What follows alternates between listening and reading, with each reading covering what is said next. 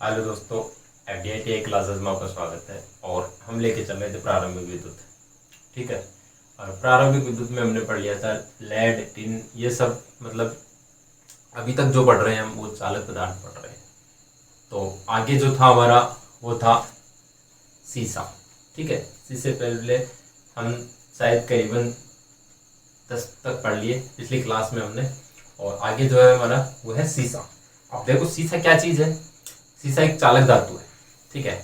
तो ये भी क्या होती है, स्लेटी रंग की नरम धातु होती है। ठीक है। ये चीज हमने पहले बता दी थी कि जो चालक धातु है, ठीक है, वो क्या रहेगा, तन्य और आघात वर्ध्य, आघात वर्ध्य। ठीक है। और ये सब चीजें हम पढ़ाए थे। ठीक है। एक चालक पदार्थ था पिछली क्लास में। तो जो सीसा है वो किस प्रकार के रंग की होती है, सलेटी रंग की होती है। इसका जो गलनांक है वो टिन जो होता है उससे क्या होता है, अधिक होता है। क्या होता है, टिन से अधिक होता है। और इसका जो उपयोग किया जाता है वो किया जाता है भूमिगत केबलों को जो नमीरोधी होती है, ठीक है, उससे बचाने के लिए, सीसा सिंचाई सैलों की प्लेट बनाने के लिए इनके अंदर उसका प्रयोग करते हैं। जैसे देखो ये कोई केबल आपकी, और ये केबल में कोर है। ठीक है। ये आपकी केबल तीन कोर की केबल है। अब इस केबल को जो भूमिगत करते हैं, जब 0.9 मीटर की गहराई, ठीक है, क्या करते हैं, 0.9 मीटर की गहराई करते हैं और उसके अंदर दाबते हैं भूमि के अंदर। ठीक है। भूमिगत करते हैं इसको। तो उस समय क्या करते हैं कि इसको बचाने के लिए, इससे नमीरोधी बताने, मतलब नमी से बचाने के लिए इसका उपयोग, किसका उपयोग करते हैं, नमी से बचाने के लिए सीसा का उपयोग करते हैं। किसका उपयोग करते हैं, सीसा का उपयोग करते हैं। हेडिंग आपको डालनी है कि जो नेक्स्ट था हमारा वो था सीसा। क्या था, सीसा। देखो सीसा है सलेटी रंग का होता है। ठीक है। किस रंग का होता है, सलेटी रंग का होता है। सलेटी का मतलब स्लेट के रंग का जैसा होता है। ये एक नरम धातु होती है। ठीक है। कैसी धातु होती है, नरम धातु होती है। ठीक है। नेक्स्ट पॉइंट है कि इसका जो गलनांक है वो क्या बताया था हमने कि टिन से अधिक होता है। सीसे का गलनांक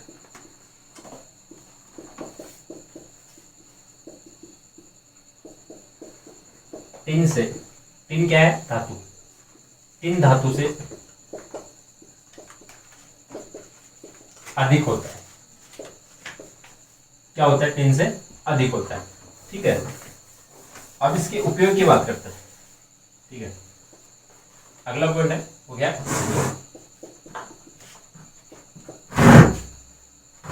उपयोग भी हम करते हैं इसका कि जो भूमिगत केबल होती है, ठीक है, भूमिगत केबल में नमीरोधी, ठीक है, नमीरोधी का मतलब हो गया नमी से बचाव, नमी से बचाव करने के लिए।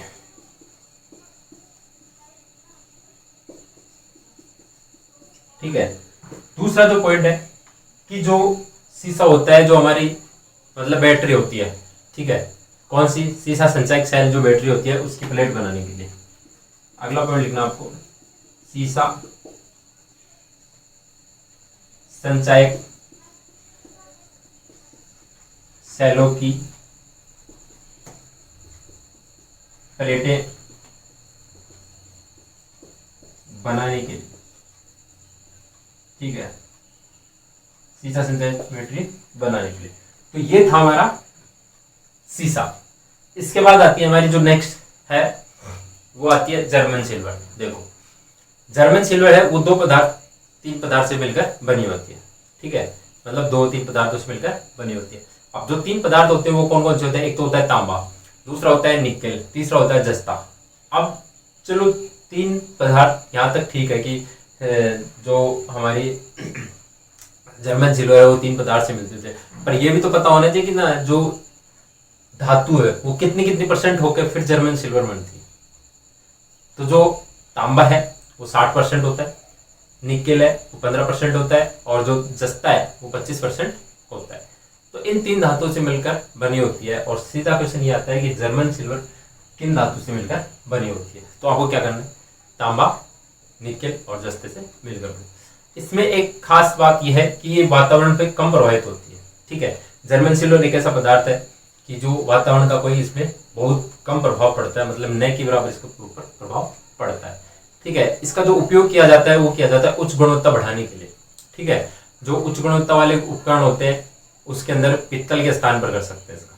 ठीक है, जैसे पित्तल होती है उसके स्थान पर हम इसका जर्मन सिल्वर का उपयोग भी कर सकते हैं। अगर पित्तल आपके पास उपस्थित नहीं हो तो जर्मन सिल्वर का हम उपयोग कर सकते हैं। हमारी जो नेक्स्ट एडिंग है वो है जर्मन सिल्वर। ठीक है, इसको हटा रहा हूं। बाकी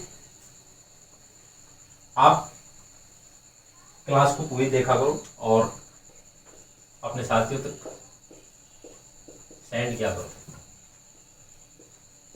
जर्मन सिल्वर, ठीक है, ये 3 धातुओं से मिलकर बनी होती है, तांबा, निकेल और जस्ता। ठीक है, यह 3 धातुओं से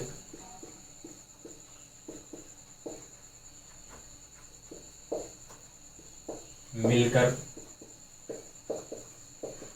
बनी होती है। पहला इसमें तांबा, दूसरा है निकेल और तीसरा है जस्ता। ठीक है, तांबा जो हमारा होता है वो होता है 60%। ठीक है, निकेल जो हमारे पास 15% और शेष कितना रह गया 25%। ठीक है, 25% ही रह गया ना, 25 में 5 30 और 10 40, 60 और 40 कितना हो गया 100 हो गए। तो इस पदार्थ से मिलकर बनी होती है तीनों। अब इसके अंदर देखो कि इस पे जो नेक्स्ट पॉइंट है वो क्या है, वातावरण कम प्रभावित, वातावरण द्वारा कम प्रभावित होने वाली धातु। ठीक है, ऐसे लिख लो आगे, कम प्रभावित होने वाली धातु। ठीक है, ये इसके बाद इस बात करते हैं इसका उपयोग की बात। तो इसका उपयोग के लिए कहाँ प्रयोग करते हैं, इसका उपयोग करते हैं कि उच्च गुणवत्ता वाले उपकरणों में पित्तल के स्थान पर। ठीक है, इसका उपयोग लिखो,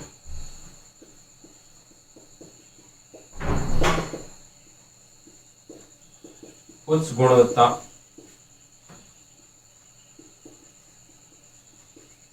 वाले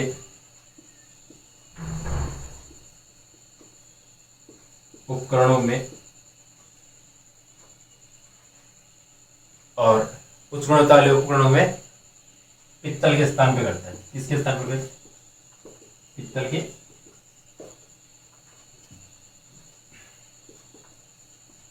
स्थान पर करते हैं। ये था आपका जर्मन सिल्वर। इसके बाद लेके चलते हैं नेक्स्ट, जो हमारा मैग्नीन। ठीक है, वो क्या है हमारा मैग्नीन। देखो मैग्नीन क्या होता है कि ये भी 2-3 पदार्थ से मिलकर बनी होती है। इसके अंदर इसमें भी 3 धातु होती है। कौन कौन सी होती है? तांबा, मैग्नीज और निकल। ठीक है, जो तांबा होता है इसके अंदर 84% होता है, और मैग्नीन जो होता है वो होता है 12%, और जो निकल होता है वो होता है 4%। ठीक है, अब इसके अंदर देखो जो मैग्नीन है, ठीक है, इसकी जो प्रतिरोधकता होती है वो बहुत कम होती है। ठीक है, अब बहुत कम के मतलब लगभग शून्य मानते हैं। जो मैग्नीन की प्रतिरोधकता और यूरेका की प्रतिरोधकता दोनों की क्या होती है? शून्य होती है। ठीक है, तो प्रतिरोध बनाने के लिए मैग्नीन का उपयोग करते हैं। इसी प्रकार लेके चलते हैं हम, जैसे यूरेका की बात करते हैं, तो यूरेका का जो प्रतिरोधकता होती है वो भी क्या होती है? इसकी भी कम होती है। अब इसके अंदर प्रतिरोधकता कम होती है, तो जो यूरेका है वो 2 पदार्थ से मिलकर बना होता है। ये भी निकेल और तांबे से बना होता है। इसके अंदर जैसे निकेल होता है वो 40% होता है, तांबा जो होता है वो 60% होता है। अब यूरेका का उपयोग किया जाता है फैन रेगुलेटर के लिए, और जबकि मैग्नीन का उपयोग किया जाता है वो प्रतिरोध बनाने के लिए उपयोग में किया जाता है। तो दोनों को एक ही जगह लिखा देता हूँ, ठीक है। नेक्स्ट डालना आपको एडिंग डालनी है मैग्नीन।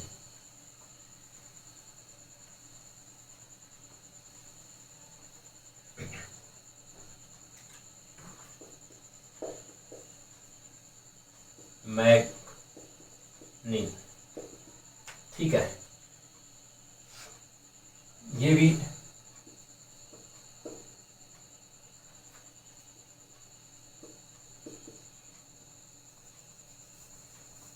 चलो डायरेक्ट ही लिखो इसके अंदर भी। ये लिखना है आपको कि जो तांबा, मैग्नीन और निकेल, ठीक है, तांबा, मैग्नीन और निकेल, ठीक है, इन तीन पदार्थों से मिलकर बनी होती है। अब देखो कि जो तांबा होता है, ठीक है, वो कितना होता है 84%, ठीक है, कितना होता है 84% होता है। इसके बाद बात करते हैं मैग्नीन की। तो मैग्नीन की बात करते हैं होता है 12%, ठीक है, शेष बच गया कितना 4%। तो ये इन तीन धातुओं से मिलकर बनी होती है, मिलकर बनी धातु, ठीक है। नेक्स्ट बात करते हैं इसका उपयोग। उपयोग किया जाता है इसका प्रतिरोध बढ़ाने के लिए, डायरेक्ट इसमें ये ध्यान रखना है। इसके बाद ये ध्यान रखना है कि इसका जो उपयोग है वो करते हैं प्रतिरोध बनाने के लिए।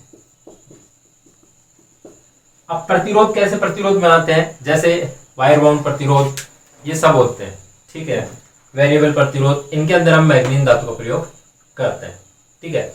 इसके बाद लेके चलते हैं हम यूरेका, ठीक है, किसकी, यूरेका, जो निकेल और तांबे से बनी धातु होती है। नेक्स्ट डालना आपको यूरेका, ठीक है, ये बनी होती है निकेल प्लस तांबा, और निकेल होता है इसके अंदर 40% और तांबा होता है 60% से मिलकर बनी धातु है, ठीक है, निकेल और तांबे से बनकर बनी धातु होती है। अब इसका उपयोग जो होता है वो कहाँ करते हैं, उपयोग लिखना आपको, उपयोग लिखना है इसको। उपयोग की बात करते हैं तो ये है जो हमारा फैन रेगुलेटर होता है,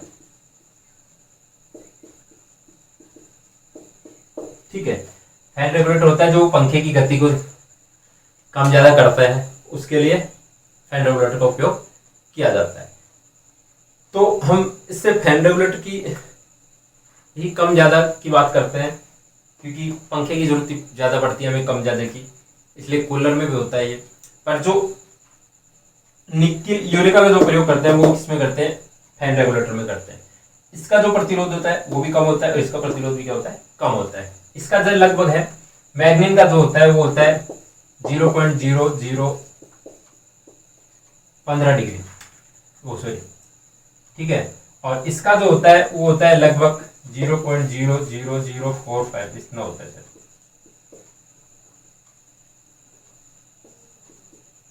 ठीक है। तो ये आपको डाटा कंज्यूम नहीं करना है, छोड़ो इसको अभी। तो ये था बात मैग्नीन और यूरेका। अब बात करते हैं हम नाइक्रोम की, जो अचालक, ठीक है, इसका जो सॉरी अचालक क्या है, ये चालक है जो निकेल और क्रोमियम से बना होता है। इसके अंदर निकेल जो होता है वो होता है 80% और क्रोमियम जो होता है 20% होता है। अब इसका जो गलनांक होता है वो बहुत उच्च होता है और इसका जो विशिष्ट प्रतिरोध होता है वो भी क्या होता है, उच्च होता है। जैसे अब जो नाइक्रोम धातु होती है उसका उपयोग कहाँ करते हैं हम करते हैं प्रेस, केतली, टोस्टर आदि के एलिमेंट जो बनाते हैं उसके लिए प्रयोग करते हैं, ठीक है। जैसे जिस प्रकार बात करते हैं हम टंगस्टन की, तो टंगस्टन की भी क्या बनते हैं, एलिमेंट। उसी प्रकार नाइक्रोम की भी क्या बनते हैं, एलिमेंट। अब उसमें बल्ब में बनते हैं, ठीक है, ट्यूबलाइट में बनते हैं, उसमें एलिमेंट बनते हैं। इसके अंदर क्या हो गया कि जैसे प्रेस है, ठीक है, केतली है, टोस्टर है, हीटर है, इन सब में इसका क्या बनता है, एलिमेंट बनाते हैं। तो बात करते हैं हम आगे किसकी, इसको मैं हटा रहा हूं, आगे जो हम लेके चल रहे हैं वो लेके चल रहे हैं नाइक्रोम।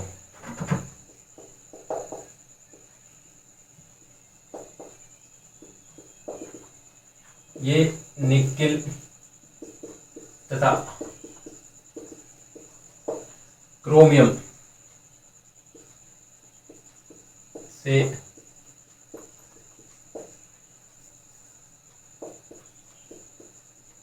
मिलकर बनी धातु। ठीक है, निकेल जो है इसके अंदर होता है 80% और क्रोमियम जो होता है वो होता है 20%। ठीक है, याद रखना। जैसे आगे देखो, इसका जो गलनांक है वो होता है उच्च गलनांक।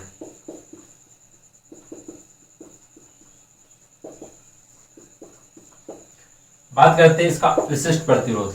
तो विशिष्ट प्रतिरोध भी क्या होता है, इसका उच्च होता है। ठीक है, तो विशिष्ट प्रतिरोध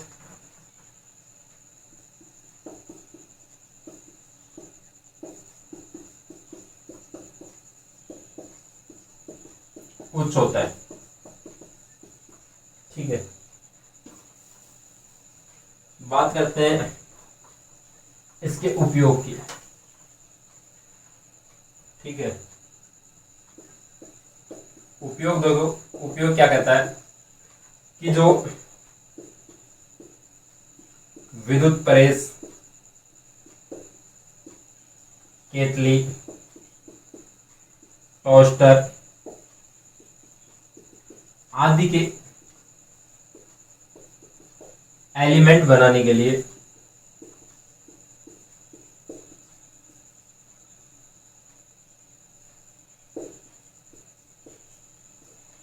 ठीक है, कहने का मतलब है कि नाइक्रोम में वो दो पदार्थ से मिला होता है, निकेल और क्रोमियम से मिलकर बना होता है। 20% और 80% होती है। 20% जो निकेल होती है, 80% निकेल होती है, 20% क्रोमियम होती है। और उच्च गलनांक वाली ये धातु होती है। ठीक है, इसका गलनांक बहुत उच्च होता है कि जल्दी से बात ही नहीं है, इसका जो एलिमेंट है वो टूटता नहीं है। विशिष्ट प्रतिरोध भी क्या होता है, इसका उच्च होता है। इसका उपयोग विद्युत प्रेस, केतली आदि के लिए इसका उपयोग करते हैं। इसके बाद हम जो लेके चल रहे हैं कार्बन। ठीक है, कार्बन लेके चल रहे हैं। और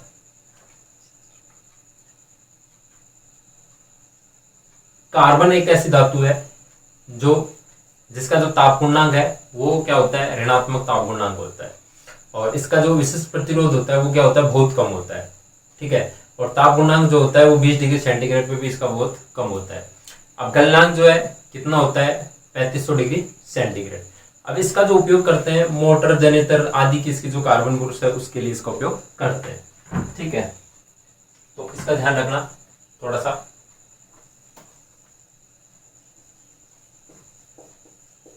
कार्बन, ठीक है,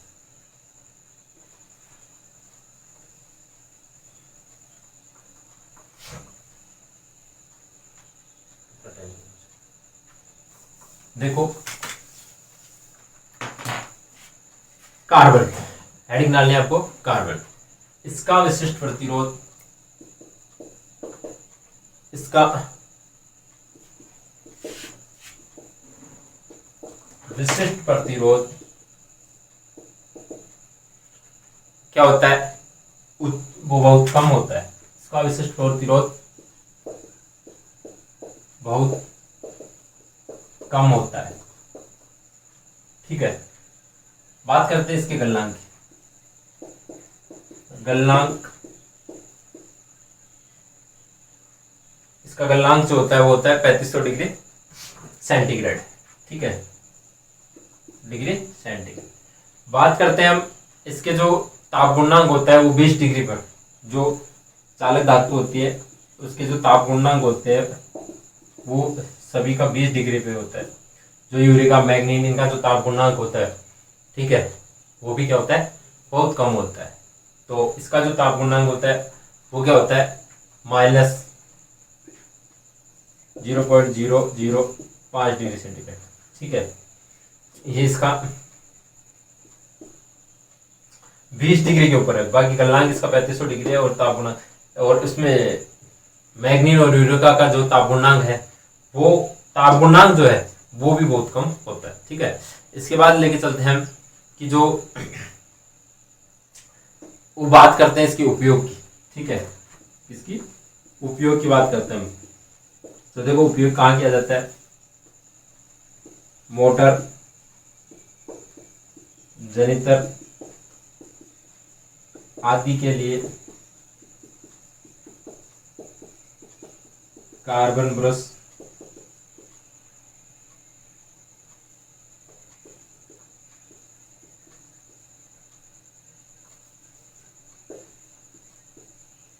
के रूप में।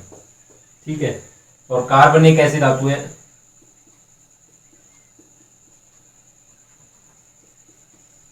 नोट लगा के लिख लो, कार्बन एक ऐसी धातु है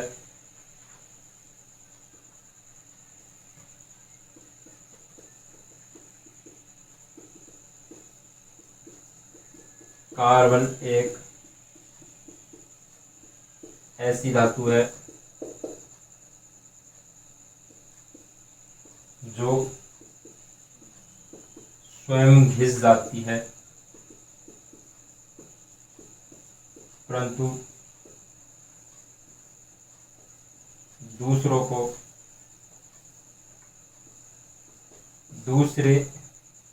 दूसरी धातु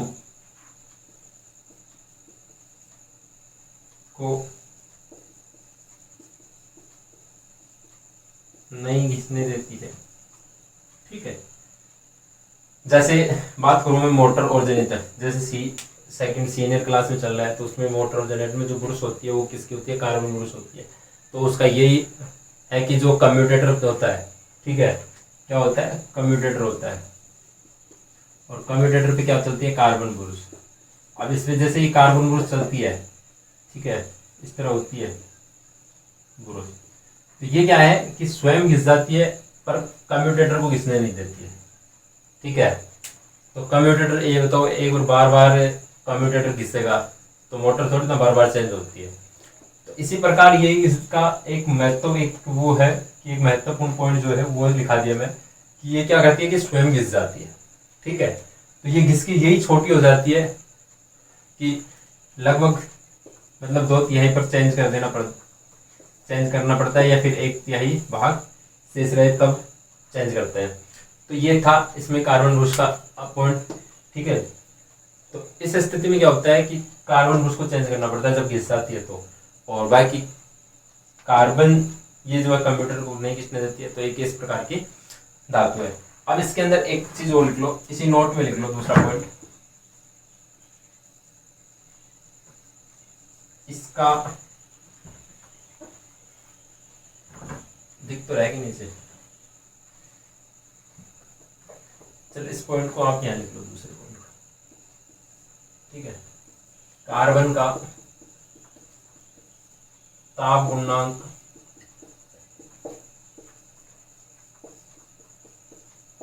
ऋणात्मक होता है।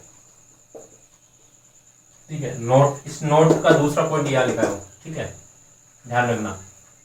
तो ये ध्यान रखना है कार्बन, जबकि कार्बन कौन सी धातु है, चालक। ठीक है, और चालक का जो ताप गुणांक होता है, ठीक है, वो क्या होता है, धनात्मक होता है। क्या होता है, धनात्मक होता है चालक धातु का। इसमें क्या है कि जो एक धातु ऐसी है कार्बन धातु जिसका ताप गुणांक क्या होता है, ऋणात्मक होता है। बाकी जितनी भी चालक धातुएं हैं वो क्या होती है, धनात्मक ताप गुणांक होती है। तो जितनी भी जो चालक धातु है, ठीक है, उसका ताप गुणांक क्या होता है, धनात्मक होता है। इसमें लिख लो एक बार। नेक्स्ट पॉइंट तीसरा, चालक धातु का ताप गुणांक